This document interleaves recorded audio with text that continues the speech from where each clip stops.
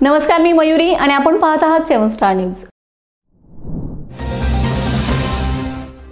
विटा तालुका खानापूर येथे शिवसेना शिंदे गटातील विटा नगर परिषदेच्या 27 उमेदवारांची भव्य अशी पत्रकार परिषद पार पडली असून आमदार सुहास बाबर यांच्या प्रमुख उपस्थितीत त्यांची औपचारिक ओळख करून देण्यात आली।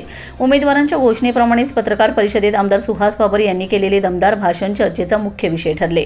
उमेदवारांची ओळख झाल्यानंतर बोलताना आमदार बाबर म्हणाले, या निवडणुकीत विटा नगरपालिकेचा निकाल 27-0 असणार आहे। आमच्या परिवारातील केवळ एक उमेदवार रिंगणात आहे, तुमचे किती आहेत असा रोखठोक सवाल करत त्यांनी विरोधकांना थेट निशाण्यावर घेतले।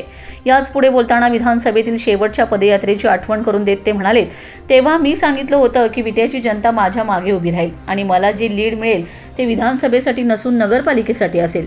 आजही तोच माझा आत्मविश्वास अबाधित आहे।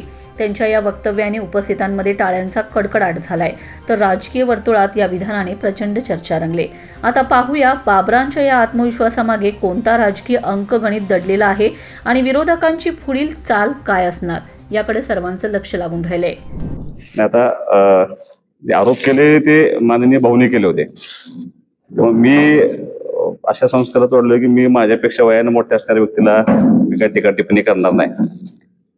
पण माझं तुम्हाला मत सांगतो की आमच्या त्या नगराध्यक्ष पदाच्या उमेदवारांनी तुम्हाला 27च्या 27 उमेदवारांची ओळख करून दिली आणि ती ओळख करून देत असताना त्या उमेदवारांची शैक्षणिक पार्श्वभूमी, कौटुंबिक पार्श्वभूमी किंवा समाजामध्ये त्यांनी काय काम केले हे सगळं विशद करण्याचा प्रयत्न केला।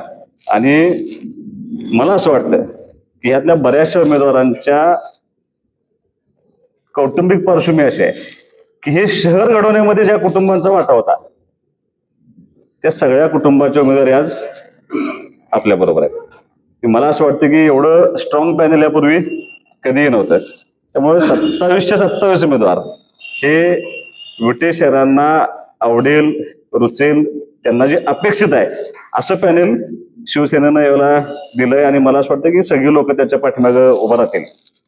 त्यांचा दुसरा असा आरोप आहे की उमेदवार मिळत नव्हते म्हणून कोट रुपयेचे आमिष देऊन आम्ही या उमेदवारांना उभं केलं। तर यापूर्वीचा इतिहास बघितला तर मला असं वाटतं की शहरातल्या अगदी लहान मुलांपासून माहिती आहे की पैशाची उमेदवारी कोणाची असते, धनशक्ती होतं जनशक्ती हे कोणाचं होतं। हे जर पैशाची उमेदवारी आमच्याकडे असते तर 2016 साली तुम्हाला निकाल वेगळा दिसला असता। त्यामुळे पैशावरती निवडणूक आम्ही करणार नाही, आम्ही हे 100% जे विकास काम केले त्या विकास कामाच्या जोरावरतीच आम्ही ही निवडणूक करणार। माझा तुम्हाला उलटा प्रश्न आहे की आमच्या कुटुंबातला एकच उमेदवार आहे। आज 13 प्रभाग जर धरले तर 13 प्रभागामध्ये तुमच्या कुटुंबातले किती उमेदवार आहेत? प्रभाग क्रमांक 2, प्रभाग क्रमांक 6, प्रभाग क्रमांक 7 या 3 प्रभागामध्ये तुमच्या कुटुंबातला उमेदवार आहे। प्रभाग क्रमांक 11 आणि 12 ह्या 2 प्रभागामध्ये एका कुटुंबातला उमेदवार आहे। प्रभाग क्रमांक 4, प्रभाग क्रमांक 5, प्रभाग क्रमांक 11 आणि ह्या 3 प्रभागामध्ये तुमचे कर्मचारी उभे आहेत। कोण बँकेत आहे, कोण शाळेत आहे। म्हणजे 13 प्रभागामध्ये 9 प्रभागामध्ये तुम्हाला घरातला माणूस आहे। म्हणजे तुम्हाला कार्यकर्त्यांची तुमच्याकडे वनवा आहे। आमचं जे पॅनल आहे हे शिवसेनेचं पॅनल हे विटे शहरातल्या सर्वसामान्य कार्यकर्त्यांचं पॅनल आहे। इथं कुठेही नेत्याच्या घरातला किंवा एका कुटुंबातले 10-12 असं कुठं उभा नाही। मला असं वाटतं की हे आत्मपरीक्षण त्यांनी करायला पाहिजे।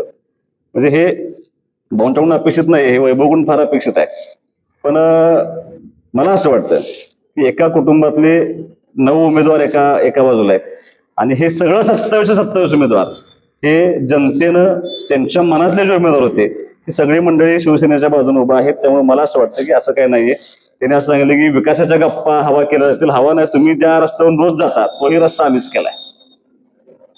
त्यामुळं वास्तव असं आहे की तुम्ही जर शहरात आज बघितलं तर शहरात जो प्रचंड आत्मविश्वास आहे लोकांच्या मनामध्ये, जो आत्मविश्वास विधानसभेच्या निवडणुकीला होता तोच आत्मविश्वास यावेळेला विटे शहरांच्या सर्वसामान्य नागरिकांच्या मनामध्ये आहे। आणि माझं आजही मत आहे की लोकांचा निर्णय झालाय, या वेळेला आमच्या विटा शहराच्या नगरपालिकेवरती भगवा फडकेल। हे 27चे 27 उमेदवार हे शिवसेनेचे निवडून येणार। स्वच्छतेचं पण सांगितलं जातं की शहर बकाल झाले आता, मग नंबर कसा घ्यायला? आता झाले प्रशासकीय काळ अलीकडच्या काळात झाले प्रशासनाच्या काळात प्रशासकीय काळामध्येच नंबर आलाय. हे माझं बरोबर ना.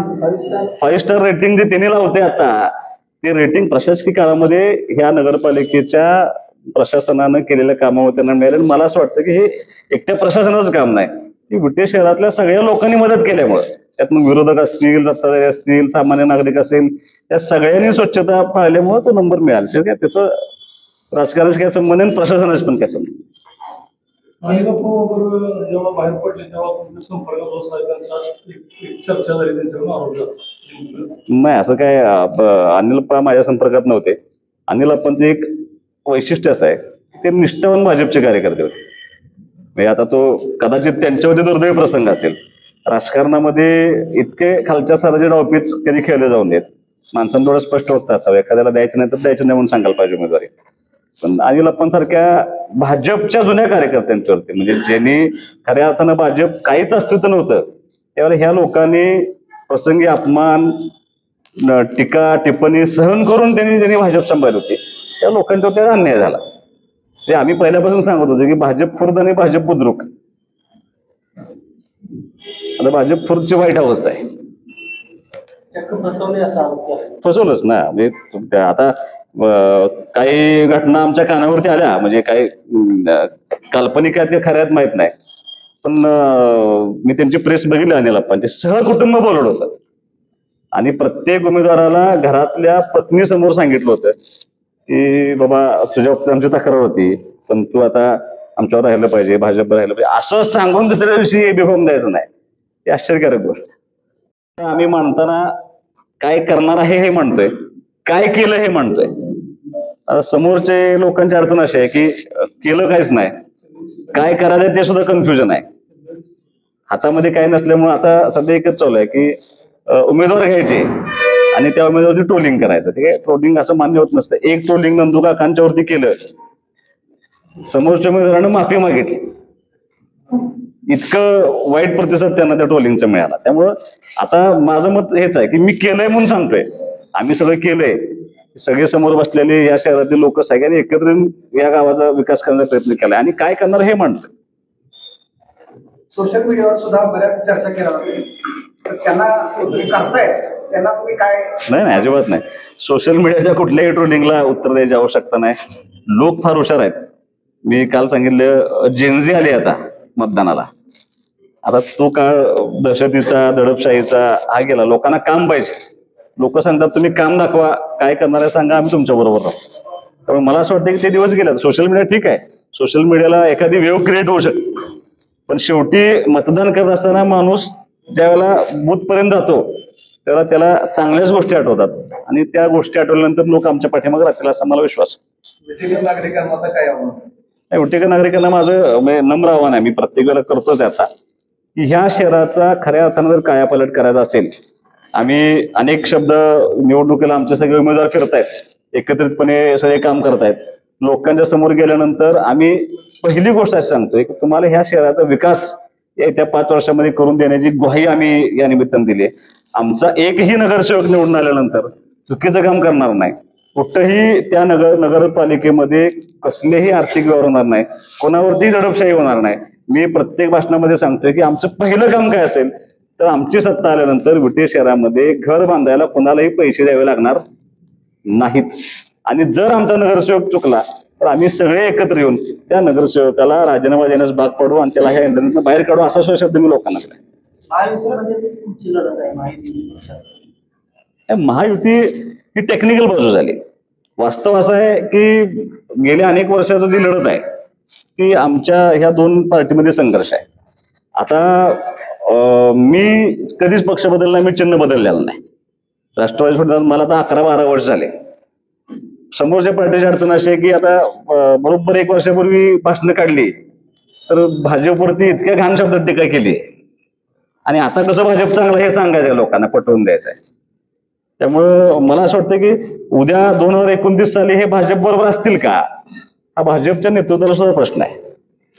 त्यांच्या मनामध्ये पण ती शंका आहे. कारण मी 2024च्या विधानसभेच्या निवडणुकीला राष्ट्रवादीच्या अनेक लोकांना मी आवाहन केलं होतं की विधानसभा झाली की हे तुमच्या पक्षाबरोबर राहणार नाही तसंच घडलं. मी आजही तुम्हाला सांगतो, मी माझं आता हे शेवटी असं डिजिटल फुटप्रिंट आहे, ते कधीच संपत नाहीत. आज तुम्हाला डिजिटल फुटप्रिंटच्या समोर सांगतो की 29च्या लोक विधानसभेच्या निवडणुकीला हे भाजपमध्ये असतील का